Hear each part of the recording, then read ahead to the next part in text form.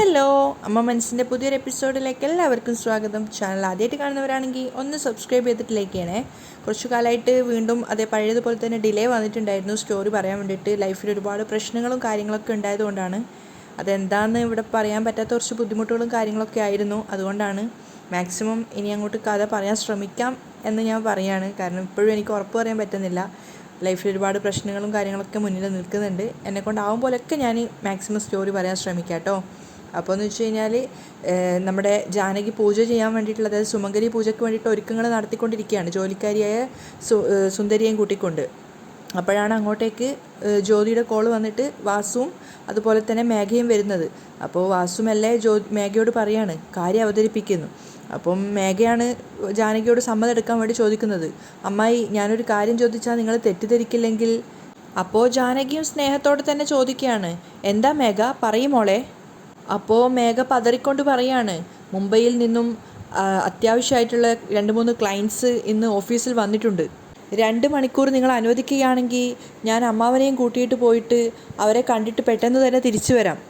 അത് കേട്ടപ്പോൾ ജാനകിക്ക് ആകെ ഒരു വല്ലായ്മ തോന്നുകയാണ്. കാരണം എന്ന് വെച്ചാൽ അവർ ആദ്യം പറഞ്ഞിട്ടുണ്ടായിരുന്നു സുമംഗലി പൂജ ഉള്ളത് കൊണ്ട് തന്നെ ഇന്ന് എവിടെയും പോവരുത് എന്ന്. അതുകൊണ്ട് തന്നെ ജാനകി മേഘയോട് ചോദിക്കുകയാണ്, മേഘ, ഇന്ന് സുമംഗലി പൂജയല്ലേ. അത് കേട്ടതും മേഘ വാസുദേവനെ കണ്ണിറുക്കി നോക്കുകയാണ്.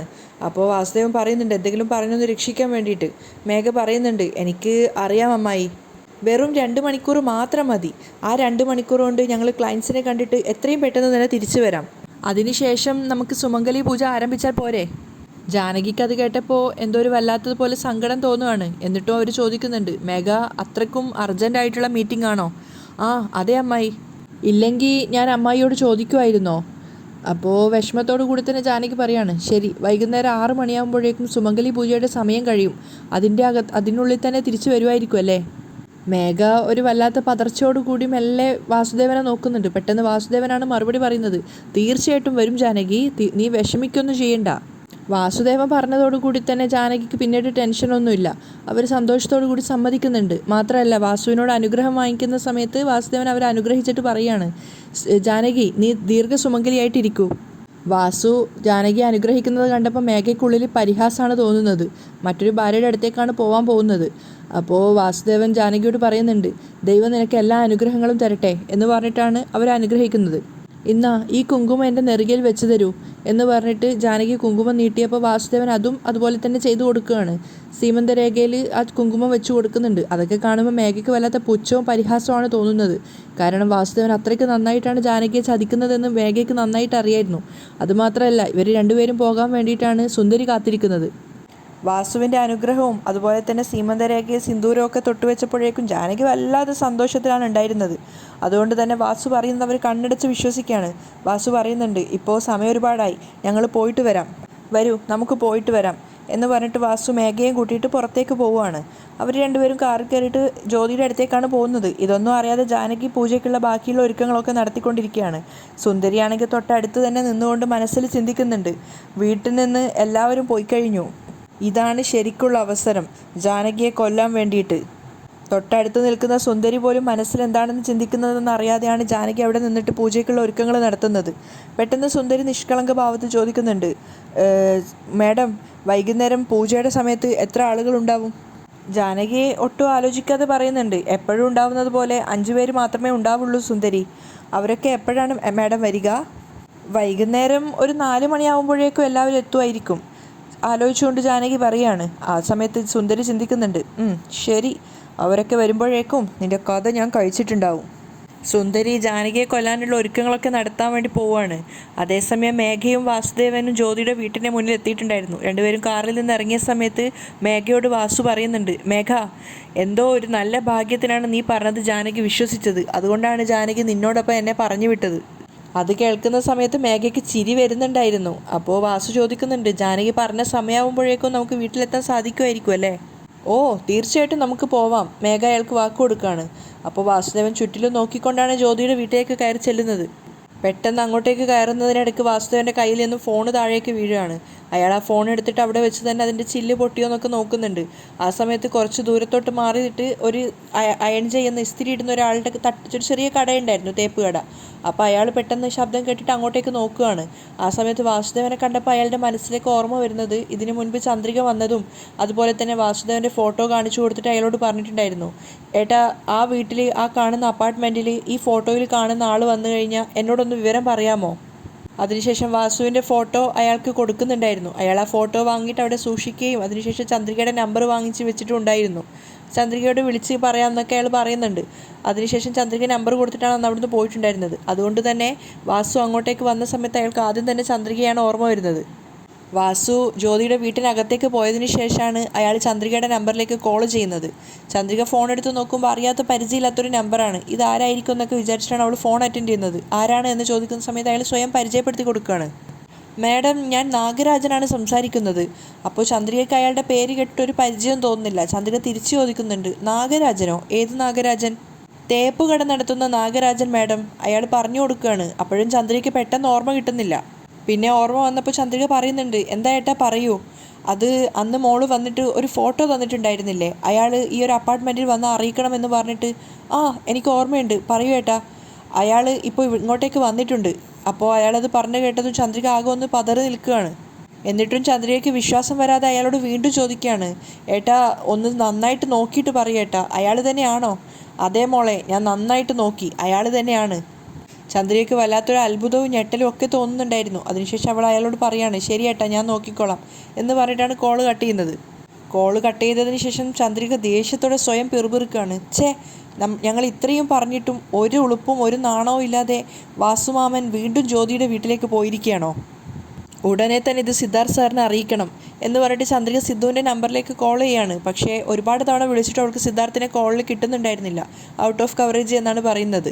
അതേസമയം സുന്ദരിയാണെങ്കിൽ ജാനകിയുടെ പിന്നാലെ തന്നെയാണ് നടക്കുന്നത്. ജാനകി വൈകുന്നേരത്തേക്കുള്ള പൂജയ്ക്ക് വേണ്ടിയിട്ട് മാലയൊക്കെ കോർത്തുണ്ടാക്കുകയാണ് പൂ വെച്ചിട്ട്. അപ്പോൾ സുന്ദരി അവർക്ക് ചുറ്റും ഇങ്ങനെ നടന്നുകൊണ്ടേ ഇരിക്കുന്നുണ്ട്. അതിനുശേഷം ജാനകി ശ്രദ്ധിക്കുന്നില്ല എന്ന് മനസ്സിലായപ്പോൾ നേരെ പൂജാമുറിയിലേക്ക് പോയി. എന്നിട്ട് അവിടെ കത്തിച്ചു വെച്ച നിലവിളക്കിലെ തിരികളൊക്കെ പൂവ് വെച്ചിട്ട് അണച്ചെടുക്കുകയാണ്. ജാനകിയെ കൊല്ലാൻ വേണ്ടിയിട്ട് അവർ മനസ്സിൽ നല്ലൊരു പ്ലാൻ തന്നെ തയ്യാറാക്കി വെച്ചിട്ടുണ്ടായിരുന്നു. അതിൻ്റെ ഭാഗമായിട്ടാണ് അങ്ങനെ ഒരു കാര്യം ചെയ്തിട്ടുണ്ടായിരുന്നത്. അതിനുശേഷം ആ വീട്ടിലുണ്ടായിരുന്ന ഓരോ ജനലിൻ്റെ വാതിലുകളും അവർ തുറന്നു വെച്ച എല്ലാ വാതിലുകളും അവർ അടച്ചു വെക്കുകയാണ്. ശേഷം നേരെ പോയിട്ട് ഗ്യാസിൻ്റെ സ്റ്റൗ തുറന്നു വെക്കുന്നുണ്ട്. അതുപോലെ തന്നെ ഗ്യാസിൻ്റെ ആ ഒരു ഇതും അഴിച്ചു മാറ്റുകയാണ്. പിന്നെ നേരെ ജാനകിയുടെ അടുത്തേക്ക് പോകുന്നുണ്ടായിരുന്നു. ജാനകി അപ്പോഴും പൂവ് മാല ഓർത്തുകൊണ്ടേ ഇരിക്കുകയാണ്. എന്നിട്ട് ജാനകിയുടെ അടുത്ത് പോയിട്ട് പറയാണ്, മാഡം, നമ്മൾ കത്തിച്ചു വെച്ച വിളക്കുകളൊക്കെ അണഞ്ഞു പോയിട്ടാണുള്ളത്. എനിക്ക് തോന്നുന്നത് കാറ്റടിച്ചിട്ടാണ് അണയുന്നതെന്നാണ്. അതുകൊണ്ട് ഞാൻ ജനൽ വാതിലുകളൊക്കെ അടച്ചു വെച്ചിട്ടാണുള്ളത്. നിങ്ങൾ ഒന്നുകൂടെ വന്നിട്ട് അതൊക്കെ കത്തിക്കാമോ? കാരണം അവരൊരു ജോലിക്കാരി ആയതുകൊണ്ട് അവർക്കത് ചെയ്യാൻ സാധിക്കില്ലായിരുന്നു. ജാനകി തന്നെ അത് ചെയ്യണമെന്നുണ്ടായിരുന്നു. അപ്പോൾ ജാനകി പറയുന്നുണ്ട്, ശരി സുന്ദരി, ഞാൻ വന്നിട്ട് ചെയ്തോളാം, നീ പൊയ്ക്കോളൂ എന്ന് പറഞ്ഞത് കേട്ടതും സുന്ദരി അവിടെ നിന്ന് പോവുകയാണ്. പക്ഷേ സുന്ദരി നേരെ പോയത് മുറ്റത്തേക്കായിരുന്നു. അപ്പോൾ അവർ പുറത്തിറങ്ങിയതിന് ശേഷം വാതിലൊക്കെ പുറത്തുനിന്ന് വലിച്ചടക്കുകയാണ്. ജാനകിയാണെങ്കിൽ ഇതൊന്നും അറിയാതെ നേരെ ആ പൂജാമുറിയിലേക്ക് പോകുന്നുണ്ടായിരുന്നു, അണഞ്ഞുപോയ വിളക്കുകളൊക്കെ വീണ്ടും കത്തിക്കാൻ വേണ്ടിയിട്ട്. പുറത്തിറങ്ങിയ സമയത്ത് സുന്ദരി മനസ്സിൽ ചിന്തിക്കുകയാണ്, കുറച്ചു നേരം കൊണ്ട് ജാനകി ആ തീപ്പെട്ടിക്ക് തീ കത്തിക്കും, ആ സമയത്ത് ഗ്യാസ് പൊട്ടിത്തെറിക്കും. അതുകൊണ്ട് ഇനി അധികം നേരം ഞാനിവിടെ നിൽക്കാൻ പാടില്ല എന്നുകൂടെ വിചാരിച്ചിട്ട് പെട്ടെന്ന് തന്നെ പുറത്തുള്ള മെയിൻ ഡോറും കൂടെ അടച്ചതിന് ശേഷം അവർ പുറത്തേക്ക് ഇറങ്ങി പോവുകയാണ്. ഞാനിവിടെ തന്നെ ഉണ്ടായാൽ എല്ലാവരും എൻ്റെ മേൽ സംശയം വെക്കും. അതുകൊണ്ട് ഞാൻ പെട്ടെന്ന് തന്നെ കടയിലേക്ക് പോവാം എന്ന് വിചാരിച്ചിട്ടാണ് സുന്ദരി അവിടെ നിന്ന് ഇറങ്ങി പോകുന്നത്. അതേസമയം ചന്ദ്രികയാണെങ്കിൽ സിദ്ധാർത്ഥിന് ഒരുപാട് നേരമായിട്ട് ട്രൈ ചെയ്തുകൊണ്ടേ ഇരിക്കുകയാണ്. പക്ഷെ അവനെ ലൈനിൽ കിട്ടുന്നുണ്ടായിരുന്നില്ല. സുന്ദരിയാണെങ്കിൽ അവിടെ നിന്ന് പോയിട്ടുണ്ടായിരുന്നു. അപ്പോൾ ചന്ദ്രിക വിചാരിക്കുന്നുണ്ട്, ഒരുപാട് നേരമായല്ലോ ട്രൈ ചെയ്യുന്നത്, ഒരുപക്ഷെ ഫോണിന് എന്തെങ്കിലും സംഭവിച്ചതായിരിക്കും, സിദ്ധു സാർ ഒരുപക്ഷെ റൂമിലുണ്ടാവും, അവിടെ പോയി നേരിട്ട് കണ്ടിട്ട് കാര്യം പറയാം എന്ന് വിചാരിച്ചിട്ട് ചന്ദ്രിക സിദ്ധാർത്ഥിൻ്റെ അടുത്തേക്ക് വേണ്ടിയിട്ട് ഈ വീട്ടിലേക്ക് വരികയാണ്. അതേസമയം ജ്യോതിയുടെ വീട്ടിലെത്തിയിട്ടുണ്ടായിരുന്നു മേഘയും അതുപോലെ തന്നെ വാസുദേവനും. അവരെ രണ്ടുപേരെയും ജ്യോതി അവളുടെ സഹോദരനും സ്വീകരിച്ച് അകത്തേക്ക് കൂട്ടുകയാണ്. മാത്രമല്ല ജ്യോതി പറയുന്നുണ്ട്, മേഘ, നീ സുമംഗലി പൂജയിൽ പങ്കെടുത്തതിൽ എനിക്ക് ഒരുപാട് സന്തോഷമുണ്ട്. അപ്പോഴേക്കും വാസുദേവനും മേഘയെ പുകഴ്ത്തിക്കൊണ്ട് ജ്യോതിയോട് പറയാണ്, ജ്യോതി, നീ പറഞ്ഞത് കേട്ടതും ഒരു ഒബ്ജക്ഷനും പറയാതെ മേഘ പെട്ടെന്ന് തന്നെ ഈ പൂജയിൽ പങ്കെടുക്കാൻ വന്നിട്ടുണ്ടായിരുന്നു. അത് കേട്ടതും ജ്യോതിക്ക് ഒത്തിരി സന്തോഷമാവുകയാണ്. ജ്യോതി പറയുന്നുണ്ട്, ശരി എല്ലാവരും ഇരിക്കൂ, ഞാൻ പോയിട്ട് കൂൾ ഡ്രിങ്ക്സ് എടുത്തിട്ട് വരാം. അപ്പോൾ മേഘ പറയാണ്, കുഴപ്പമില്ല, എനിക്കതൊന്നും വേണ്ട. പക്ഷേ അപ്പോഴേക്കും വാസു പറയുന്നുണ്ട്, അങ്ങനെ പറഞ്ഞാലൊന്നും പറ്റില്ല, വാ ഇരിക്ക്. അപ്പോഴേക്കും ജ്യോതി കൂൾ ഡ്രിങ്ക്സ് ഒക്കെ എടുത്തിട്ട് വരും. എന്നിട്ട് ജ്യോതിയോട് പറയുകയാണ് എടുക്കാൻ വേണ്ടിയിട്ട്. മേഘയും വാസുവും അതുപോലെ തന്നെ ജ്യോതിയുടെ സഹോദരനും കൂടെ ഒന്നിച്ചിരുന്ന് സംസാരിക്കുകയാണ്. ജ്യോതിയാണെങ്കിൽ കുടിക്കാൻ വേണ്ടിയിട്ടുള്ള വെള്ളം എടുക്കാൻ വേണ്ടി അകത്തേക്ക് പോയിട്ടുണ്ടായിരുന്നു. ആ സമയത്ത് ജാനകി പൂജാമുറിയിലെത്തിയിട്ട് അവർ അണഞ്ഞുപോയ വിളക്കുകളൊക്കെ കത്തിക്കാൻ വേണ്ടിയിട്ട് തീപ്പെട്ടി എടുത്തിരിക്കുകയാണ്. തീപ്പെട്ടി എടുത്തിട്ട് അവർ 1-2 തവണ കത്തിക്കാൻ വേണ്ടി ശ്രമിച്ചു. അപ്പോഴൊന്നും തീ കത്തുന്നുണ്ടായിരുന്നില്ല. അവസാനം അവർ തീ കത്തിക്കാൻ വേണ്ടിയിട്ട് പോലും പെട്ടെന്ന് ചന്ദ്രിക വന്നിട്ട് അവരുടെ കയ്യിൽ നിന്നും ആ തീപ്പെട്ടി വലിച്ച് തട്ടിക്കളിയാണ്. അപ്പോഴേക്കും ജാനകിക്ക് ദേഷ്യം വന്നിട്ടുണ്ടായിരുന്നു, ചന്ദ്രിക അങ്ങനെ ഒരു പ്രവൃത്തി ചെയ്തതുകൊണ്ട്. ജാനകി വെറുപ്പോടും ദേഷ്യത്തോടും കൂടി ചന്ദ്രികയെ നോക്കുകയാണ്. ചന്ദ്രികയും ആകെ പതറിക്കൊണ്ടാണ് നിൽക്കുന്നത്. എന്നിട്ട് അവൾ ആദ്യം വന്ന ആ ഒരു ഷോക്കോട് കൂടി ജാനകിയോട് പറയുന്നുണ്ട്, എന്താ അമ്മായി, വീട് മുഴുവൻ ഗ്യാസ് മണക്കുന്നു, നിങ്ങളാണെങ്കിൽ നിങ്ങളുടെ സ്വന്തം ഇഷ്ടപ്രകാരം ഒന്നും ശ്രദ്ധിക്കാതെ തീപ്പെട്ടി കത്തിക്കാനും പോകുന്നു. ചന്ദ്രിക പറഞ്ഞപ്പോഴാണ് ജാനകിയും അത് ശ്രദ്ധിച്ചത്. അവരുടെ മൂക്കിലും അപ്പോഴാണ് ഗ്യാസിൻ്റെ ആ ഒരു സ്മെല്ല് വന്നിട്ടുണ്ടായിരുന്നത്. അവർ ആ വീട്ടിൽ തന്നെ നിൽക്കുന്നത് കൊണ്ട് പെട്ടെന്ന് അവർക്ക് ആ സ്മെല്ല് മനസ്സിലായിട്ടുണ്ടായിരുന്നില്ല. ചന്ദ്രിക പുറത്തു നിന്ന് വന്നതുകൊണ്ട് അവൾക്ക് പെട്ടെന്ന് അത് മനസ്സിലായതാണ്. ചന്ദ്രിക നേരെ അടുക്കളയിലേക്ക് പോയിട്ട് നോക്കുന്ന സമയത്ത് ഗ്യാസിൻ്റെ സിലിണ്ടറിൽ നിന്നും ആ ഒരു വയറ് അഴിച്ചു മാറ്റിയിട്ടാണുള്ളത്. അപ്പോൾ ചന്ദ്രിക വിചാരിക്കുന്നുണ്ട് തന്നെ സംഭവിച്ചതാണെന്ന് വെച്ചിട്ട് ചന്ദ്രിക പെട്ടെന്ന് തന്നെ അത് കുടുക്കിയിട്ട് ഗ്യാസ് ഓഫ് ചെയ്യാണ്. അതേസമയം ജാനകി ചുറ്റിലും നോക്കുന്നുണ്ടായിരുന്നു, സുന്ദരി എവിടെ പോയി എന്ന് വിചാരിച്ചിട്ട്. അപ്പോൾ ചന്ദ്രിക വന്നിട്ട് ജാനകിയോട് പറയുന്നുണ്ട്, അടുക്കളയിൽ ഗ്യാസിൻ്റെ സ്റ്റൗ വയർ അഴിഞ്ഞു മാറിയിട്ടാണ് ഉണ്ടായിരുന്നത്, അതുകൊണ്ടാണ് ഗ്യാസ് ഇങ്ങനെ ലീക്കായിക്കൊണ്ടിരിക്കുന്നത്. പെട്ടെന്ന് ജാനകി മറുപടി ഒന്നും പറയുന്നില്ല. അപ്പോൾ ചന്ദ്രിക സങ്കടത്തോടെ പറയാണ്, നിങ്ങളാണെങ്കിൽ അതൊന്നും ശ്രദ്ധിക്കാതെ തീപ്പെട്ടി കത്തിക്കാൻ വേണ്ടി പോവുകയാണ്. ഇപ്പോൾ ഞാൻ വന്നിട്ടില്ലായിരുന്നെങ്കിൽ എന്ത് സംഭവിക്കുമായിരുന്നു? അപ്പോഴും ജാനകി സംശയത്തോടെ ചോദിക്കുകയാണ്, അല്ല നീ എങ്ങനെ ഇവിടെ വന്നത്? ഞാൻ നിന്നെ ഇങ്ങോട്ടേക്ക് വിളിച്ചിട്ടുണ്ടായിരുന്നില്ലല്ലോ. പെട്ടെന്ന് ചോദിച്ചപ്പോൾ ചന്ദ്രിക ഒന്നും പറയാതെ തലതാഴ്ത്തി നിൽക്കുകയാണ്. അപ്പോൾ സംശയത്തോടെ ജാനകി പറയുന്നുണ്ട്, നീ തന്നെ വീട്ടിനകത്തേക്ക് കയറി വന്നിട്ട് ഗ്യാസ് മണക്കുന്നു എന്ന് പറയുന്നു. നീ പറയുന്നത് കേൾക്കുമ്പോൾ എനിക്കെന്തോ നിൻ്റെ മേൽ തന്നെയാണ് സംശയം തോന്നുന്നത്. അങ്ങനെ ജാനകി പറഞ്ഞത് കേട്ടതും ചന്ദ്രിക ആകെ സങ്കടത്തോടെയും വിഷമത്തോടും കൂടി നോക്കുകയാണ്. എത്രയൊക്കെ സ്നേഹിച്ചിട്ടും ജാനകിക്ക് തൻ്റെ മേലുള്ള സംശയം മാറാത്തതിൽ ചന്ദ്രികയ്ക്ക് വല്ലാത്ത സങ്കടം തോന്നുവാണ്. അവൾ ചോദിക്കുന്നുണ്ട്, എന്താ അമ്മായി നിങ്ങൾ ഈ പറയുന്നത്? അപ്പോഴും ജാനകി കടുത്ത സംശയത്തോടു കൂടിയാണ് ചന്ദ്രികയോട് പറയുന്നത്, അല്ല ചന്ദ്രിക, അതെങ്ങനെ ഇത്ര കൃത്യമായിട്ട് വിളക്ക് കത്തിക്കാൻ വേണ്ടി പോകുന്ന സമയത്ത് തന്നെ, തീപ്പെട്ടി കത്തിക്കാൻ വേണ്ടി പോകുന്ന സമയത്ത് തന്നെ നീ എത്തിയത്? കൃത്യമായിട്ട് സിനിമയിലൊക്കെ കാണുന്നത് പോലെ, രക്ഷിക്കാൻ വന്നതുപോലെ. അപ്പോൾ ചന്ദ്രിക സങ്കടത്തോടെ പറയാണ്, അമ്മായി നിങ്ങൾ എന്നെ വല്ലാതെ തെറ്റിദ്ധരിച്ചിട്ടാണ് നിൽക്കുന്നത്. ഞാൻ നിങ്ങളെ കാണാൻ വന്നതല്ല, കള്ളം പറയരുത്. ജാനകി പറയാണ്, ഞാൻ കള്ളമൊന്നും പറഞ്ഞിട്ടില്ല അമ്മായി. ഞാൻ അരമണിക്കൂറോളായി സിദ്ധു സാറിനെ കോൾ ചെയ്തുകൊണ്ടേ ഇരിക്കുകയാണ്. പക്ഷെ അദ്ദേഹത്തിന് എനിക്ക് ലൈനിൽ കിട്ടുന്നുണ്ടായിരുന്നില്ല. അതുകൊണ്ട് അത്യാവശ്യ ഒരു കാര്യം അദ്ദേഹത്തോട് പറയാൻ വേണ്ടിയിട്ട് നേരിട്ട് കണ്ട് പറയാമെന്ന് വിചാരിച്ചിട്ടാണ് ഞാൻ ഇങ്ങോട്ടേക്ക് വന്നത്. അത് കേട്ടതും ജാനകിക്ക് ഒന്നുകൂടെ ദേഷ്യം കയറുകയാണ്. ഓ, അത്രയ്ക്കും പ്രധാനപ്പെട്ട വിഷയം എന്താണ്? ജാനകി പരിഹാസത്തോട് ചോദിക്കുകയാണ്. അപ്പോൾ ചന്ദ്രിക ആകെ ഒന്ന് പതറിക്കൊണ്ട് പറയുന്നുണ്ട്, അമ്മായി അത് നിങ്ങളോട് പറയാൻ സാധിക്കില്ല. അത് കേട്ടതും ജാനകി വീണ്ടും സംശയത്തോടെ പറയാണ്, ഇതിൽ നിന്ന് തന്നെ മനസ്സിലായി നീ കള്ളം പറയുകയാണെന്ന്.